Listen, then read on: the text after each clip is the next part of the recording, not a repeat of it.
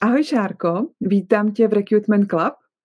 Dneska budeme mluvit o tobě, o Opletalova and Partners. A já vím, že Opletalova Partners jako značka vznikla na začátku roku 2021, že ano? A právě jsem se chtěla zeptat, jak hodnotíš tohleto období zpětně? Dobrý den, Péťo, já tě zdravím a děkuji tady za přivítání a rovnou otázku k naší společnosti Opletalova and Partners. Ano, je to teď 3 roky, co pod touto značkou člověk působí a založil. A jak hodnotím toto období 3 roky, asi je ještě krátká doba, ale i tak už se stalo mnoho věcí a hodnotím to velice, bych řekla, pozitivně a dobře. A ve smyslu toho, když si porovnám a řeknu to, co na začátku si člověk stanovil, chtěl, dal nějakou vizi a nějaké představy, cíle, strategie, tak řekla bych, hodnotím to velice dobře. Nebyla to jednoduchá zatím cesta někdy, a někdy trnitá, ale taky někdy velice fajn. A i když to říkám já jako zprava zleva fouká, tak se nám podařilo udržet ten směr. A to v tom smyslu, to podnikání je vlastně v oblasti externího rekrutmentu v rámci executive search a náboru samotného a dalších služeb, tak ten směr se nám podařil udržet, držíme ho dále. Není to lehké řemeslo, není pro každého, já to říkám, že není lehké, ale myslím to, že i člověk sám pořád se v tom nějak zoceluje a ti lidé, kteří jsou okolo, jsou taktéž dobří a silní, takže v tom to hodnotím velice dobře za ty 3 roky to období a jsem za to i velice vděčná, protože to je sakra zkušenost a skvělá zkušenost a tak dále. Děkuji, Šárko. Ten název společnosti Opletalova and Partners napovídá, že samozřejmě není to jenom o tobě, tak zkusíš nám něco říct, co se týče i tvého týmu? Ten název, on vznikl, není to podle toho, že je Opletalova ulice, jak se někdo domníval, kde vlastně jsme i měli chvíli kancelář a nebyl to ani cílený nějaký marketing a tak dále. Ale proč je Opletalova and Partners? To uskupení je o tom, gro celé té práce a toho všeho, jak říkám, je externí rekrutment. A já jsem ve spolupráci s lidmi, kteří třeba dlouhodobě taktéž působí v této oblasti a na některé projekty se přidávají. Není potřeba držet tým stále v nějaké velikosti a nutnosti potřeb. Je to podle toho, jak se vyvíjí samotný i ten biznis, ale samozřejmě je tam i nějaká představa. A partners z toho důvodu, jak říkám, někdy přijdou kolegové, kteří jsou silní, zkušení, přidají se na nějaké projekty, ale samozřejmě i ta vize dál je, že je tam jistý stabilní tým a ten spočívá v tom, že někteří kolegové se zaměřují jen v oblasti klientské části, to znamená toho náboru samotného a někteří kolegové se zapojují jenom třeba v části sourcingu. I mým takovým nějakým osobním cílem je trošku někde i přednu vypěstovat, někoho vtáhnout do toho executive search nebo vůbec toho náboru, naučit ho to, dát mu tu příležitost, to mě samotnou v té práci baví, ale pak jsem taky velice ráda, když přicházejí kolegové, kteří jsou seniorní a mě samotnou a vlastně popohánějí, dávají zpětnou vazbu a tím se vlastně zkvalitňuje celé to uskupení. Možná pro představu, teď ten cíl je, aby nás plus minus bylo 5 v tom týmu, maximálně jednou 10, určitě neplánuji nějakou velkou společnost stále a to i z toho důvodu, aby se udržela ta kvalita a ta služba a i my jsme v tom měli jistou přehlednost i v rámci toho, co chceme a kam jdeme a proč to děláme. Já vnímám, že společnosti, které pracují v tomto oboru, nebývají příliš velké, což ti dávám za pravdu. Jaké další služby nabízíte, jo? Nebo se věnujete? Jaké další služby a executive search? Určitě chceme zůstat gro naší práce, aby bylo v této oblasti, v této rovině. O čem je executive search? Možná jenom v krátkosti pro vysvětlení pro lidi, kteří nás budou poslouchat. Tak executive search je vlastně vyhledávání kandidátů na vyšší a střední management pozice ve společnostech.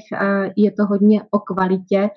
jak říkám, není to, že by jiné pracovní naše projekty neměly svou kvalitu, ale myšleno v kvalitě, že netlačíme tak na rychlost, jako je třeba právě v klasickém jako náboru externím, ale taktéž právě nabízíme i další druhou tuto službu. Já to označuji jako direct search, protože vlastně povětšinou my neinzerujeme, my lidi oslovujeme, ale tam je to třeba multikapacitní nábor nějaký, nebo saháme do naší databáze už dneska a díváme se po kandidátech, kteří s námi již byli v kontaktu, neumístěných teda u klientů, to by šlo proti etice našeho podnikání.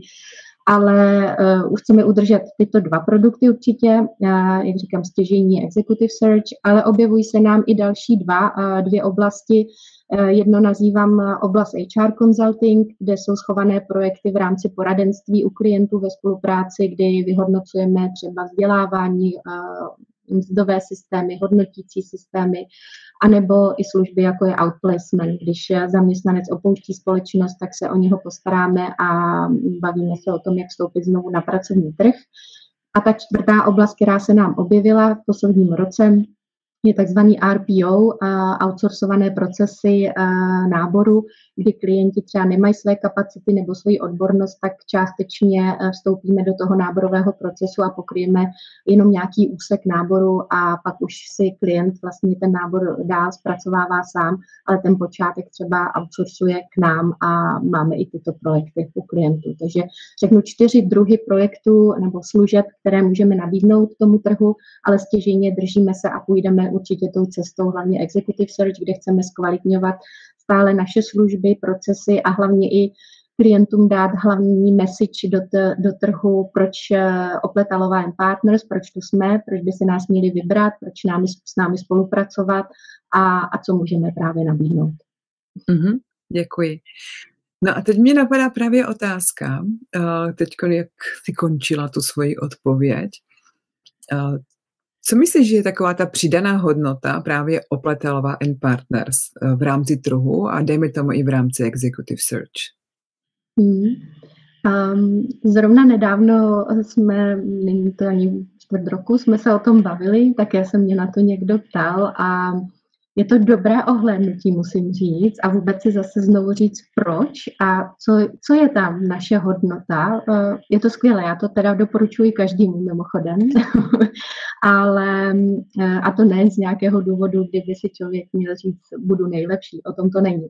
A ta přidaná hodnota, a máme to i teď ve zpětné vazbě, kdy jsme se ptali klientů v dotazníku spokojenosti, co vlastně, proč Opletalova Partners, jestli by si nás volili znovu.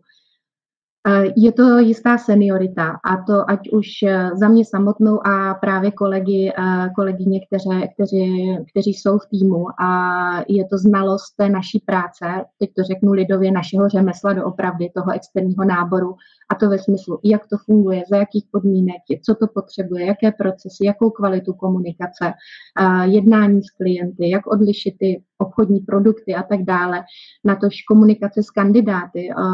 Ono se možná to zdá jako velice jednoduché, ale takové malé maličkosti, jednotlivé krůčky, které v tom procesu všechny nastanou, tak dělají tu kvalitu a já to řeknu, člověk v tom je doopravdy tak dlouho, že ta seniorita se tam propisuje a možná právě protože nás ta práce pořád baví, mě teda určitě, tak je to ta přidaná hodnota pro toho klienta a jak říkám, ta zpětná vazba nám teď přišla i od klientů, což děkuju a těší nás, protože se nám to potvrzuje, že asi děláme to doopravdy dobře a proto za námi vlastně ty klienti přijdou a je to i ta péče od toho klienta, no ty znalosti, které se tam propisují do té dennodenní práce, která může být rutinou, ale pro nás pořád je to nějaký vývoj a rutinou úplně není. Takže seniorita, profesionalita určitě je naše přidaná hodnota. Velká.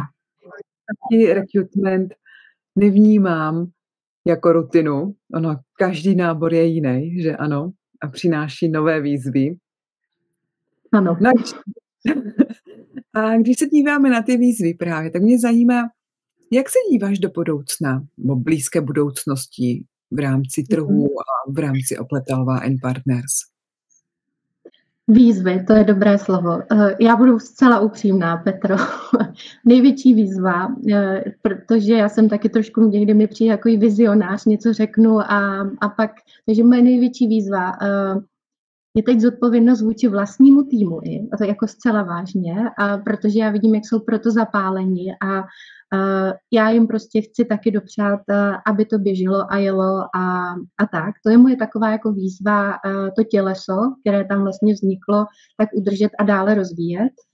To je jedna výzva. Druhá výzva, ani ne výzva, ale co mě baví, právě ten trh, jak se pořád mění, a to díky z pohledu ekonomiky, světových nějakých záležitostí, to je věčná výzva. Tam je tolik proměnných, které neovlivníte, tak vlastně člověk se pořád učí, taky jsi to říkala, ale vnímat, co se děje, jak tu službu tomu uspůsobit, jak na to reagovat, tak to je dennodenní výzva, ale nemůžete na to koukat každý den, spíš je to nějaké vždycky ohlédnutí, takže ten vývoj nějaký tam je a máme teď i plány, strategii na další, řeknu 3 roky určitě, 3 až 5 a bavíme se o tom, jak tady na tom trhu být, proč tu jsme, vlastně i více možná edukovat ten trh o tom, o čem je ten externí rekrutment, proč vlastně je asi užitečný v tom trhu pro ty klienty a kandidáty a to jsou taky věčné výzvy potom do budoucna a další ty kroky, které nás čekají. Přeji vám vlastně tobě a tvému týmu hodně úspěchu do nadcházejícího období. Já vím, že každý rok si říká, že nábor není lehký, nebude lehký, no tak si musíme popřát jenom štěstí, ať se nám daří.